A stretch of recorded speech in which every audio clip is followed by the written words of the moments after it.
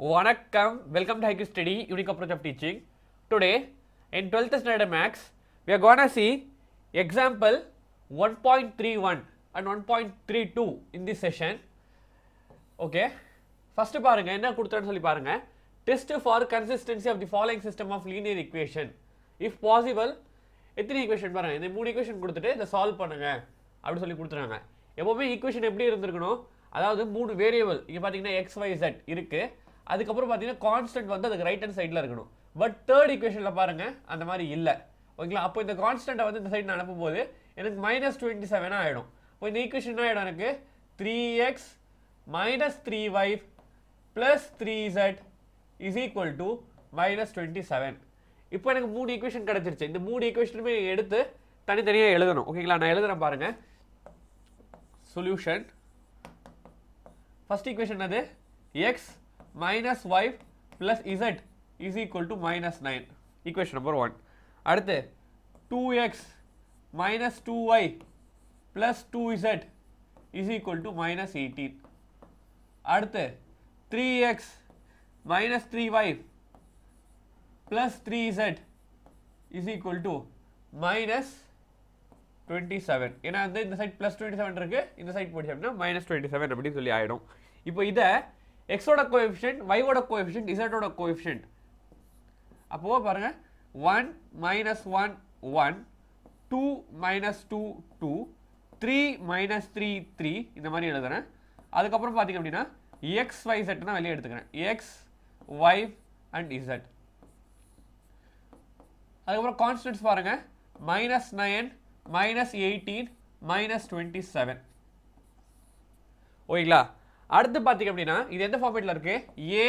ax is equal to b இந்த ஃபார்மேட்டில் இருக்கு. இப்போ நான் அகுமெண்டட் மேட்ரிக்ஸாக எழுதி அந்த அகுமெண்டட் மேட்ரிக்ஸை வந்து நான் ரோ எப்சிலான் ஃபார்மாக ரெடியூஸ் பண்ணணும். ஓகேங்களா? அப்போது அகுமெண்டட் மேட்ரிக்ஸ் இதில் இருந்து என்னன்னு சொல்லி பாருங்க. அப்போ ஏவும் பியும் நான் சேர்த்து எழுதணும். Augmented matrix. அப்போ நான் ஏவும் பியும் சேர்த்து எழுதுனா எனக்கு என்ன வருதுன்னு சொல்லி பாருங்க. ஃப்ரம் திஸ் ஏனது எழுதலாமா? எழுதும் பொழுது எனக்கு பாருங்க 1 - 1 1, அதேபோல் அந்த கான்ஸ்டன்ட் -9, அதே மாதிரி 2 - 2 2 -18, அதே மாதிரி 3 - 3 3 -27. நடுவில் வந்து அப்படியே லைன் போட்டுடணும். இது வரைக்கும் எழுதியாச்சா? ஃபஸ்ட்டு வந்து இதை இப்போ ரோ எப்சிலான் ஃபார்முக்கு ரெடியூஸ் பண்ணணும். ரோ எப்சிலான் ஃபார்முக்கு ரெடியூஸ் பண்ணணும் அப்படின்னா நம்ம என்ன பண்ணுறோம்? ஃபர்ஸ்ட் ரோவில் நான் ஜீரோ எதுன்னு சொல்லி பாருங்கள். இப்போ ஃபர்ஸ்ட் ரோவில் நான் ஜீரோ வந்து 1. இப்போ இந்த 1 வச்சு இந்த 0 ஆக்கணும், இந்த 3 வந்து 0 ஆக்கணும். இப்போ இந்த 2 நான் 0 ஆக்கணும் அப்படின்னா இது கூட வந்து 2 மைனஸ் பண்ணணும். ரைட்? இப்போ அதான் நான் பண்ண போகிறேன். அப்போது இங்கே கீழே எழுதிக்கிறேன் பாருங்கள். R2 tends to R2ல் வந்து என்ன மைனஸ் பண்ணுறோம்? 2 வந்து மைனஸ் பண்ணுறோம். 2 டைம்ஸ் ஆஃப் R1. இப்போ அதே மாதிரி இது 3 0 ஆக்குறதுக்கு 3 மைனஸ் பண்ணுறோம். இப்போ R3 tends to R3 - 3 times of R1. ஓகேங்களா? ஃபர்ஸ்ட் ரோ அப்படியே வரும். 1 - 1 1 -9 அப்படியே வரும். செகண்ட் ரோ பாருங்க இப்போ என்ன ஆக போகுதுன்னு சொல்லிட்டு இப்போ R2ன்றது என்னது? எனக்கு 2 2 மைனஸ் ஆஃப் 2 டைம்ஸ் ஆஃப் R1ன்றது என்னது? எனக்கு 1 2 - 2 எனக்கு 0 அப்படின்னு சொல்லி வந்துருச்சு. அடுத்து பாருங்க R2ன்றது எனக்கு -2, அதுக்கப்புறம் மைனஸ் ஆஃப் 2 டைம்ஸ் ஆஃப் இங்கே என்ன இருக்கு? -1 இருக்கு.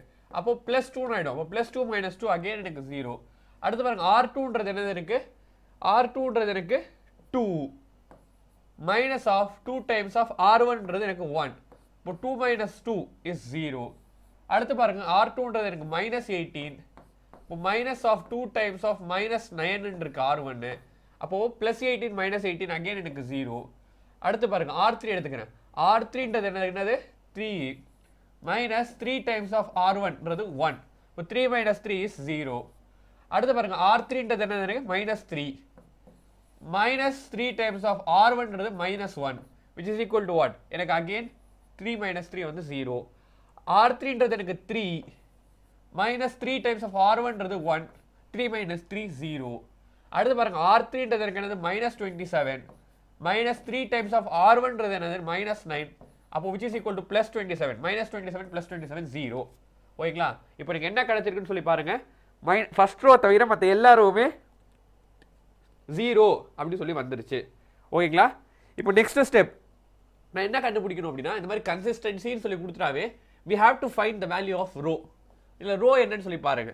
இப்போ ரோ ஏ மட்டும் பார்க்குறேன், அதாவது ரேங்க் ஆஃப் ஏ அப்படின்னா நம்ம ஏ மட்டும் பார்த்தா போதும். இப்போ இந்த ஏ மட்டும் நான் பார்த்தேன் அப்படின்னா அதில் எத்தனை நான் ஜீரோ ரோஸ் இருக்குன்னு சொல்லி பாருங்க. ஒரே ஒரு நான் ஜீரோ ரோ தான் இருக்கு. அப்போ ரேங்க் ஆஃப் ஏ வந்து 1 பாருங்க. ஃபர்ஸ்ட் ரோ தான் வந்து நான் ஜீரோவா இருக்கு, மீதி 2 ரோல வந்து ஃபுல்லாக ஜீரோவா இருக்கு. அதனால rank of A is equal to 1. Similarly இது மொத்தமாக பாருங்க, rank of AB.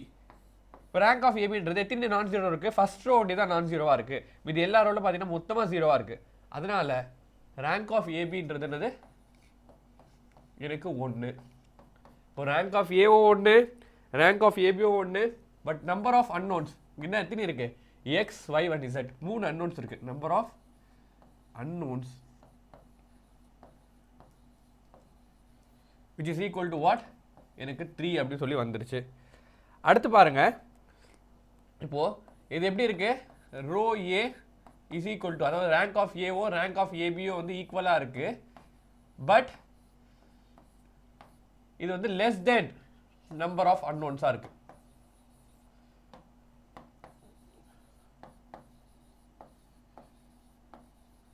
Number of unknowns வந்து 3, இதெல்லாம் 1 1 இருக்கு, நம்பர் ஆஃப் அன்னோன்ஸ் மட்டும் அதிகமாக இருக்கு. அதனால therefore இந்த given solution இது வந்து consistent but infinitely many solution. The given equation is, வேற கலர்ல எழுதுறேன் பாருங்க, consistent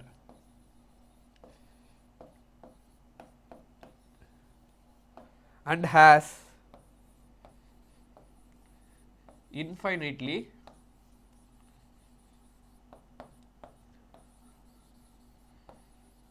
many solutions. இந்த வார்த்தையை நம்ம எழுதணும். இப்போ நான் என்ன பண்ண போறேன் அப்படின்னா, இங்க பாருங்க 3 ஈக்குவேஷன் எழுதலாம். கடைசியா வந்த வேல்யூல இருந்து 3 ஈக்குவேஷன் எழுதலாம் பாருங்க. ஃபர்ஸ்ட் என்ன வருது, x minus y plus z is equal to minus 9 அப்படி சொல்லிட்டு ஒரே ஒரு ஈக்குவேஷன் தான் வந்திருக்கு. மீதி எல்லாமே பாத்தீங்கன்னா இது ஃபுல்லா ஜீரோவா இருக்கு, இது ஃபுல்லா ஜீரோவா இருக்கு. அதனால நான் இப்போ அசம்ப்ஷன் நானே வந்து அசியூம் பண்ணிக்க போறேன். என்ன அப்படின்னா z is equal to t அப்படின்னு சொல்லி எடுத்துக்க போறேன். அதே மாதிரி y is equal to s அப்படின்னு சொல்லி எடுத்துக்க போறேன். இப்போ z is equal to t, y is equal to s இதை எடுத்துட்டு போயிட்டு இந்த ஈக்குவேஷன்ல சப்ஸ்டிட்யூட் பண்ண போறேன். இப்போ x ஓட வேல்யூ கண்டுபிடிச்சிடலாமா, x மைனஸ் ஆஃப் y ஓட வேல்யூ t, y ஓட வேல்யூ வந்து s, ஓகேங்களா, பிளஸ் z ஓட value t is equal to what, எனக்கு -9. அப்போ இதுல இருந்து பார்த்தோம் அப்படின்னா எனக்கு y தான் வேணும். இப்போ y is equal to -9, இந்த s அந்த பக்கம் போச்சுன்னா பிளஸ் s ஆயிடும். அதே மாதிரி இந்த t அந்த பக்கம் போச்சு அப்படின்னா மைனஸ் t ஆயிடும். இப்போ x is equal to -9 plus s minus t. இப்போ பாருங்க z ஓட வேல்யூ கண்டுபிடிச்சாச்சு, y ஓட வேல்யூ கண்டுபிடிச்சாச்சு, x ஓட வேல்யூ கண்டுபிடிச்சாச்சு. இதுல பாத்தீங்க அப்படின்னா ஒரே ஒரு வார்த்தை நம்ம சொல்லணும், forms a 2 parameter, ஓகேங்களா, 2 parameter family of solution. 2 parameter ஏன் அப்படின்னா 2 பாராமீட்டர் நம்ம புதுசா எடுத்திருக்கோம். என்னென்ன பாராமீட்டர், s ன்ற ஒரு பாராமீட்டர், அதே மாதிரி t ன்ற பாராமீட்டர். இது பாத்தீங்க அப்படின்னா இந்த s இருக்க இடத்துல t இருக்க இடத்துல நான் எந்த வேல்யூ போட்டாலுமே பாத்தீங்க அப்படின்னா எனக்கு x ஓட வேல்யூ வந்துட்டே இருக்கும். அதனால தான் இது என்ன அப்படின்னா infinitely many solution அப்படி சொல்லி நாம சொல்றோம். ஓகேங்களா? Okay, let me move on to the next question. Next question, example 1.32. 1.32 என்ன கொடுத்தான்னு சொல்லி பாருங்க. ஃபர்ஸ்ட் வந்து test the consistency of the following system of linear equation அப்படி சொல்லிட்டு ஒரு 3 ஈக்குவேஷன் கொடுத்திருக்காங்க. என்னென்ன ஈக்குவேஷன் பாருங்க. First equation x minus y plus z is equal to -9. அதே மாதிரி 2x minus y plus z is equal to 4. 3x minus y plus z is equal to 6. Similarly 4x minus y plus 2z is equal to 9. நீங்க first step இந்த மாதிரி கொடுத்த உடனே அது எல்லா ஈக்குவேஷனுமே எடுத்து எழுதணும். இங்க எழுதுறேன் பாருங்க, x minus y plus z is equal to -9.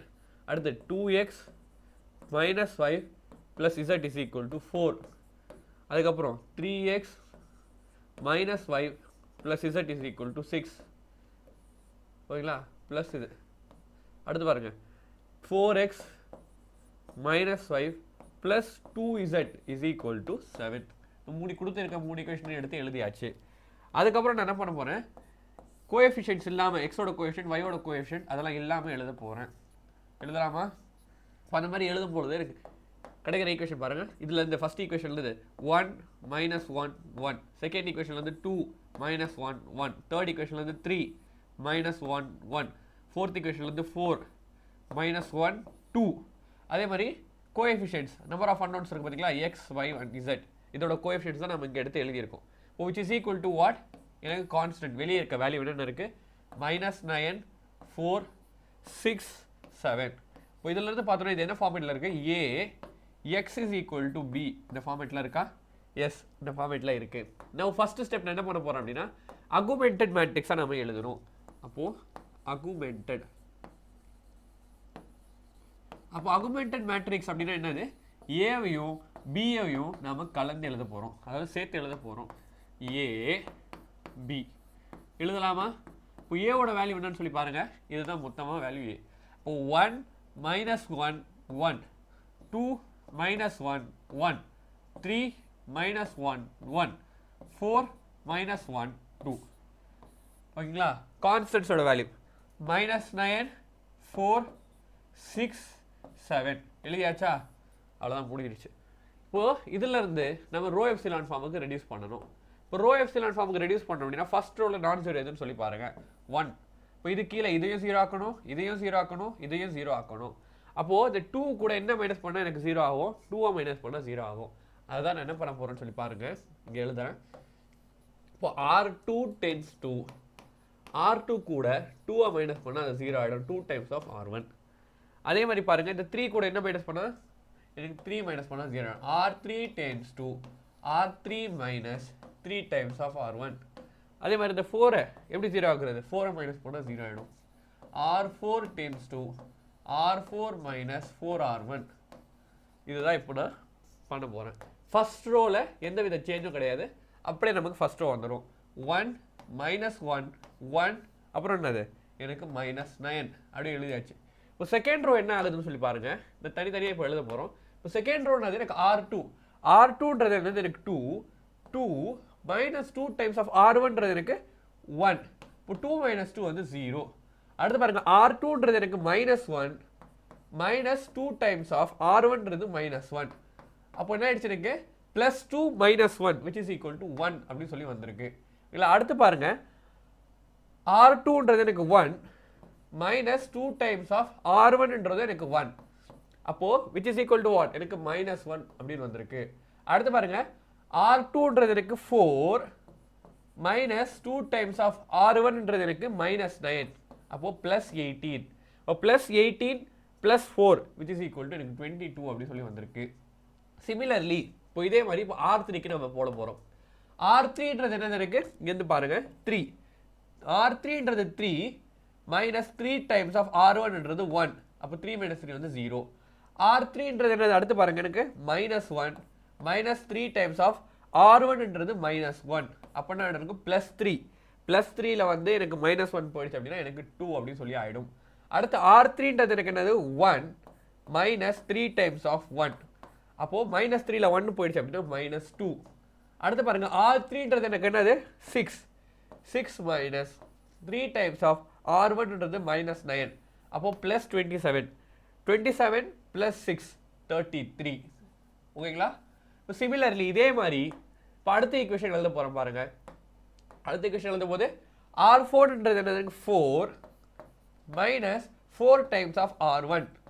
R1ன்றது 1. 4 - 4 வந்து 0. R4ன்றது அடுத்து என்னது இருக்கு -1 -4 டைம்ஸ் ஆஃப் -1. அப்போது +5ல 1 போயிடுச்சு அப்படின்னா எனக்கு என்ன வரும், சாரி +4ல வந்து எனக்கு 1 போயிடுச்சு அப்படின்னா I'll be getting 3. அடுத்து பாருங்க, R4ன்றது எனக்கு 2 -4 டைம்ஸ் ஆஃப் R1ன்றது எனக்கு 1. அப்போது -4ல 2 போயிடுச்சு அப்படின்னா எனக்கு I'll be getting -2. அடுத்து பாருங்க, R4ன்றது எனக்கு 7 -4 டைம்ஸ் ஆஃப் R4ன்றது எனக்கு 7. R4ன்றது எனக்கு 7 -4 டைம்ஸ் ஆஃப் R1ன்றது என்னது எனக்கு -9. அப்போது எனக்கு என்ன ஆகுது, 4 9s are 36. இப்போ 36ல எனக்கு 7 ஆட் பண்ண அப்படின்னா என்ன வருது அப்படின்னா 43. ஓகேங்களா? 36 ப்ளஸ் என்னது 7 ஆட் பண்ண அப்படின்னா ஐம் கெட்டிங் 43. இப்போது ரோ எப்சிலான் ஃபார்மோட ஃபர்ஸ்ட் கண்டிஷன் பாருங்கள். ஃபர்ஸ்ட் ரோவில் நான் ஜீரோ எங்கே இருக்குது, இந்த இடத்துல இருக்கு. இப்போ அது கீழே எல்லாமே வந்து 0 அப்படின்னு சொல்லி நம்ம கொண்டு வந்தாச்சு. First condition satisfied. அடுத்து பார்த்தீங்கன்னா இதுக்கு ரைட் ஹேண்ட் சைடில் வந்து என்ன இருக்கணும், நான் ஜீரோவாக இருக்கணும். எஸ், ரைட் ஹேண்ட் சைடில் தான் இருக்கு. இது கீழே இந்த 1 கீழே ரெண்டுமே நான் 0 அப்படின்னு சொல்லி ஆக்கணும். அதுதான் நான் பண்ண போகிறேன். ஓகேங்களா? அப்போது ஃபார் தட் இந்த 2ல் வந்து நான் என்ன மைனஸ் பண்ண 2 ஆகிடும். பாருங்க, R2 tends to R2 minus 2 times of R3 tends to, இது R3 தானே பண்ண போகிறோம். R3 tends to R3 minus 2 times of R2. அதே மாதிரி R4 வந்து நான் இந்த 3 கூட நான் மைனஸ், அதாவது 0 ஆக்கணும். R4 மைனஸ் இதில் வந்து நான் என்ன மைனஸ் பண்ண 0 ஆகும், 3 மைனஸ் பண்ண, அப்போ 3 times of R2. ஓகேங்களா? இப்போ அதை தான் வந்து நம்ம பண்ண போகிறோம். பண்ணால் எனக்கு என்ன வருதுன்னு சொல்லி பாருங்கள். ஃபர்ஸ்ட் ரோவில் வந்து நோ சேஞ்ச். 1 minus 1 1 minus 9 அப்படியே வந்துடும். 0 1 minus 1 22 இதுவும் அப்படியே வந்துடும். ஓகேங்களா? இந்த ரெண்டு ரோவில் வந்து நோ சேஞ்ச். இப்போ அடுத்து நான் என்ன பண்ண போகிறோம்னு சொல்லி பாருங்க, நல்லா தெளிவாக கவனிக்கணும். இப்போ ஃப்ரம் திஸ் இதிலிருந்து பார்த்தோம் அப்படின்னா R3ன்றது என்னது, எனக்கு R3ன்றது ரெண்டுமே 0, R3 R2 0, அதனால் இங்கே 0 வந்துடும். R3ன்றது எனக்கு 2 minus 2 times of R1ன்றது எனக்கு 1. இப்போ 2 minus 2 எனக்கு 0 அப்படின்னு சொல்லி வந்துருச்சு. அடுத்து பாருங்க, R3ன்றது எனக்கு minus 2 times of R1ன்றது என்னது, எனக்கு R1ன்றது -1. அப்போ எனக்கு என்ன ஆயிடுச்சு சொல்லி பாருங்க, +2 minus 2 அகைன் எனக்கு 0 அப்படின்னு சொல்லி வந்துருச்சு. அடுத்து பாருங்க, R3ன்றது எனக்கு 33 minus 2 times of R4, R2ன்றது எனக்கு 22, which is equal to what, 44ல வந்து 33 போயிடுச்சு அப்படின்னா 11 அப்படின்னு சொல்லி கிடச்சிருக்கு. அடுத்து பாருங்க, எனக்கு R3 R4 இப்போ R4 வச்சு பார்க்கும்போது ரெண்டுமே 0, R4 R2 கமெண்ட் போது ரெண்டும் 0, இங்கே 0 அப்படின்னு வந்துடும். R4 அப்படி வச்சுக்கோங்க, R4 வந்து 3 minus 3 times of R2ன்றது என்னது, எனக்கு 1. 3 minus 3 வந்து again I'm getting 0. அடுத்து பாருங்க, R4ன்றது எனக்கு -2 minus 3 times of R2ன்றது -1. அப்போ +3ல வந்து -2 போயிடுச்சுன்னா எனக்கு I will be getting 1. R4ன்றது எனக்கு 43 minus 3 times of R2ன்றது எனக்கு 22. இப்போ 66ல எனக்கு 43 போயிடுச்சு அப்படின்னா -23 அப்படின்னு சொல்லி வருது. ஓகேங்களா? இப்போ அடுத்து பாருங்க, ரோ எப்சிலான் ஃபார்மோட கண்டிஷன் சாட்டிஸ்ஃபைட். ஃபர்ஸ்ட் ரோல நான் ஜீரோ இருக்கு, அது கீழே எல்லாமே 0 இருக்கு. First condition satisfied. அடுத்து இதுக்கு ரைட் ஹேண்ட் சைடில் வந்து நான் ஜீரோ வருது, இதுக்கு கீழே பார்த்தீங்க அப்படின்னா 0 இருக்கு, அதுவும் சாட்டிஸ்ஃபைட். அதுக்கு அடுத்து பாருங்க, ரைட் ஹேண்ட் சைடில் தான் நான் ஜீரோ வரும். ரைட் ஹேண்ட் சைடில் நான் ஜீரோ இருக்கு. ஓகேங்களா? பட் இதோட ரைட் ஹேண்ட் சைடில் தான் அடுத்து நான் ஜீரோ வரணும். பட் இதுக்கு லெஃப்ட் ஹேண்ட் சைட்லேயே வந்துருச்சு, அதனால வந்து ரோ எப்சிலான் ஃபார்ம்ல இல்லை. இப்போ ரோ எப்சிலான் ஃபார்மை நான் மாற்றுறதுக்கு நான் என்ன பண்ண போகிறேன் அப்படின்னா, இந்த R3யோ R4யோ நான் இன்டர்சேஞ்ச் பண்ண போகிறேன். அதுதான் வந்து அடுத்த ஸ்டெப்பு. பண்ணலாமா? அப்போது R3 இன்டர்சேஞ்சிங் R4. ஓகேங்களா? பண்ணும்பொழுது ஃபர்ஸ்ட் ரோ அப்படியே வந்துடும். 1 minus 1 1 minus 9. அடுத்து பாருங்க, 0 1 minus 1 22. இப்போ அந்த ரெண்டு ரோ இன்டர்சேஞ்ச் பண்ணுற பாருங்க. இன்டர்சேஞ்ச் பண்ணோம் அப்படின்னா வாட் ஐல் பி கெட்டிங், எனக்கு 0 0 1 minus 23. அடுத்து பாருங்க, 0 0 0 11 அப்படின்னு சொல்லி வந்திருக்கு. ஓகேங்களா? இப்போ ஃப்ரம் திஸ் இதில் வந்து பாருங்க, ரோ எப்சிலான் ஃபார்ம் சாட்டிஸ்ஃபைடாக பாருங்க. ஃபர்ஸ்ட் ரோல நான் ஜீரோ, அது கீழே எல்லாமே 0 இருக்கு, சாட்டிஸ்ஃபைட். ரைட் ஹேண்ட் சைடில் வந்து நான் ஜீரோ இருக்கு, அது கீழே எல்லாமே 0 இருக்கு, சாட்டிஸ்ஃபைட். அதுக்கு அடுத்த ரைட் ஹேண்ட் சைடில் 0 நான் ஜீரோ இருக்கு, அது கீழே வந்து 0 இருக்கு, சாட்டிஸ்ஃபைட். இப்போ ரோ எப்சிலான் ஃபார்ம் சாட்டிஸ்ஃபைட். இப்போ நம்ம என்ன பண்ணணும் அப்படின்னு சொல்லி பாருங்க. இப்போ இதுல இருந்து பார்த்தோம் அப்படின்னா நாம ரேங்க் ஆஃப் ஏ வந்து கண்டுபிடிக்கணும். ரேங்க் ஆஃப் ஏன்றது என்னது, இதுதான். ஃபர்ஸ்ட் இதை மட்டும் பார்க்கணும். எத்தனை நான் ஜீரோன்னு சொல்லி பாருங்க. இதுல ஃபர்ஸ்ட் ரோ நான் ஜீரோவா இருக்கு, செகண்ட் ரோ நான் ஜீரோவா இருக்கு, தேர்ட் ரோ நான் ஜீரோவா இருக்கு. ஏன்னா வந்து ஒரே ஒரு 1 இருக்கா. ஃபோர்த் ரோ பார்த்தீங்கன்னா எல்லாமே 0வா இருக்கு. எது? ரேங்க் ஆஃப் ஏ. அப்போ ரேங்க் ஆஃப் ஏன்றது எனக்கு என்ன அப்படின்னா 3 அப்படின்னு சொல்லி கிடைச்சிருக்கு. அதே மாதிரி ரேங்க் ஆஃப் ஏபி அப்படின்னா ஒத்து மொத்தமாக பார்க்கணும். இப்போ ஃபுல் அப்படியே இதை ஃபுல்லாக பாருங்க. ஃபுல்லாக பார்க்கும்போது ஃபர்ஸ்ட் ரோ நான் ஜீரோ, செகண்ட் ரோ நான் ஜீரோ, தேர்ட் ரோ நான் ஜீரோ. இப்போ பாருங்க, இந்த எலிமெண்ட் 11 இருக்கா, ஃபோர்த் ரோ நான் ஜீரோ. அப்போ ரேங்க் ஆஃப் ஏபின்றது எனக்கு என்ன வந்திருக்கு, 4 அப்படின்னு சொல்லி வந்திருக்கு. ஓகேங்களா? இப்போ இதுல இருந்து பார்த்தோம் அப்படின்னா therefore ரேங்க் ஆஃப் ஏபியுமே ஈக்குவலா இல்லை. நம்பர் ஆஃப் அன்னோன்ஸ் அகைன் இங்கேயும் 3 தான். ஓகேங்களா? ஏபி ரெண்டுமே ஈக்குவலா இல்லை அப்படின்னாவே therefore இந்த சொல்யூஷன் என்னன்னு சொல்லி பார்த்தீங்க அப்படின்னா இன்கன்சிஸ்டன்ட் அப்படின்னு சொல்லி நம்ம போட்டுடலாம். ஓகேங்களா? இந்த சொல்யூஷன் அது இன்கன்சிஸ்டன்ட். ஓகேங்களா? அது மட்டும் இல்லாமல் பாருங்க, இந்த மாதிரி இது கடைசியா பாருங்க, இந்த ஸ்டெப் நான் கடைசி பாருங்க, 0 இஸ் ஈக்குவல் டு 11 சொல்லி வந்திருக்கா. இதுல வந்து 3 ஈக்குவேஷன் நான் எழுத போறேன். அதாவது x minus y plus z is equal to -9. அதே மாதிரி பாருங்க, x 0வா இருக்கு, y minus z is equal to 22. அதே மாதிரி z is equal to -23. அதே மாதிரி 0 is equal to 11 அப்படின்னு சொல்லி வருது. இப்போ இந்த மாதிரி இந்த ஈக்குவேஷன் அடுத்து எழுதுறேன் பாருங்க, பின்னாடி எழுதுறேன் அப்படின்னா 0 is equal to 11 அப்படின்னு சொல்லி வருதா, இந்த மாதிரி வந்தாவே இதுக்கு பேர் என்னன்னு சொல்லுவோம் அப்படின்னா, இது எங்க வருது, லாஸ்ட் ஈக்குவேஷன்ல வருது. the last equation is contradiction. இந்த மாதிரி வரவே கூடாது, ஓகேங்களா. contradiction அப்படி சொல்லி போட்டாச்சு. அடுத்து பாருங்க, அந்த மூணு ஈக்குவேஷன் எடுத்து எழுதுறேன். First equation x minus y plus z is equal to minus 9, இது ஒரு ஈக்குவேஷன். அடுத்து பாருங்க second equation y minus z is equal to 22 அப்படி சொல்லி வந்திருக்கு. அடுத்த ஈக்குவேஷன் என்ன, z is equal to minus 23 அப்படி சொல்லி வந்திருக்கு, ஓகேங்களா. பாருங்க இந்த மூணு ஈக்குவேஷன் எடுத்து எழுதியிருக்கேன். நம்ம எக்ஸோட வேல்யூ, ஒய்யோட வேல்யூ, z-ஓட வேல்யூ நம்ம கண்டுபிடிக்க தேவையில்லை. ஏன் அப்படின்னா இந்த மாதிரி கான்ட்ரடிக்ஷன் வந்துருச்சா, இதுவே போதும். அதே மாதிரி பார்த்தீங்கன்னா ரோ ஏஓ ரோ ஏபியோ வந்து ஈக்குவலாக இல்லை. therefore the given equation வந்து என்னது, is inconsistent. இந்த வார்த்தையை நம்ம சொல்லணும். எப்போ வந்து ரேங்க் ஆஃப் ஏவும் ரேங்க் ஆஃப் ஏபியும் ஈக்குவலாக இல்லையோ அப்போ வந்து நம்ம இன்கன்சிஸ்டன்ட், இதுக்கு சொல்யூஷனே கிடையாது. ஹேஸ் நோ சொல்யூஷன், இதுக்கு சொல்யூஷனே கிடையாது. இந்த லாஸ்ட் ஈக்குவேஷன் வந்து கான்ட்ரடிக்ஷன், இந்த வார்த்தை வந்து நம்ம மென்ஷன் பண்ணணும், ஓகேங்களா. That's all. ஐ ஹோப் இன்னைக்கான செஷன் கண்டிப்பாக எல்லாருக்கும் புரிஞ்சிருக்கும்னு நம்புகிறேன். புரிஞ்சிருந்தால் லைக் பண்ணுங்கள், ஷேர் பண்ணுங்கள், சப்ஸ்கிரைப் பண்ணுங்கள். தேங்க்யூ.